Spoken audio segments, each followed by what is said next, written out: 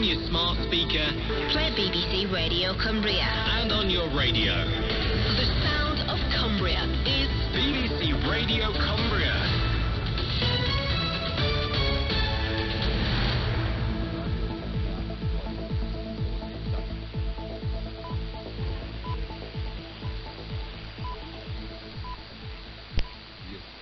With the BBC News at 6 o'clock, I'm Kevin Pashby.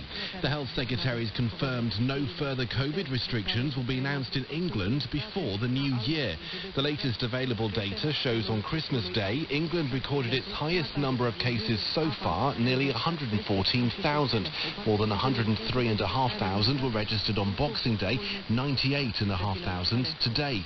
With cases averaging at 100,000 a day, Sajid Javid's calling on people to remain cautious in the run-up to the new year. Take a lateral flow test, that makes sense. Celebrate outside if you can. Have some ventilation indoors if you can. Please remain cautious. And when we get into the new year, of course, we will see then whether we do need to take any further measures, but nothing more until then.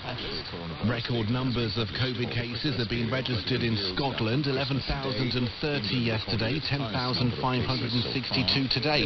But the Scottish Government's warning because of the lag in infections being reported, the real numbers are likely to be higher. Meanwhile, the latest figures show 103 Premier League players and staff tested positive for COVID in the 7 days up to and including Boxing Day. 15 English top-flight games have been called off so far during December because of rising infections. Dr. Sarah Pitt is a virologist from the University of Brighton. There's about 30% of them are Delta, and we know that the Delta variant of the virus is very infectious, but also very dangerous. So although people are looking at it and thinking, well, most of those cases are going to be Omicron, they're not all Omicron. The boss of one of the UK's main energy firms is calling for more action to address rapidly increasing prices in the sector. Stephen Fitzpatrick from OVO predicts gas bills could double next year and says it's unrealistic for consumers to absorb that cost without government help. Ministers say the price cap is helping keep bills down. Darren Jones is the Labour MP and chairs the Business, Energy and Industrial Strategy Committee. The government needs to bring forward some short, medium and long-term answers to this structural problem that comes from being reliant on gas to heat our homes, our leaky homes from a heat perspective, but also for producing lots of electricity in the UK. The president of the AA says the introduction of electric vehicles means fewer new drivers are wanting to learn to drive manual cars. The number of people being taught in automatics has increased dramatically over the past 10 years.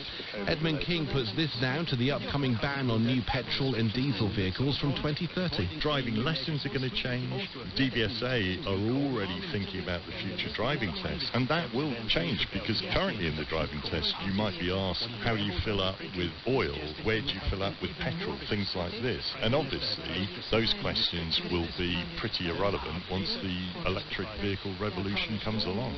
You're up to date. It's now 3 minutes past 6. Nigel Dyson.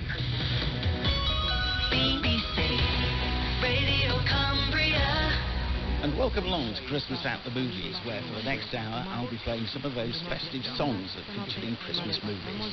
In 1992, Home Alone 2 was the follow-up to the very successful film starring Macaulay Culkin as Kevin McAllister, who got left behind in the family home in Chicago while his family flew out to Paris.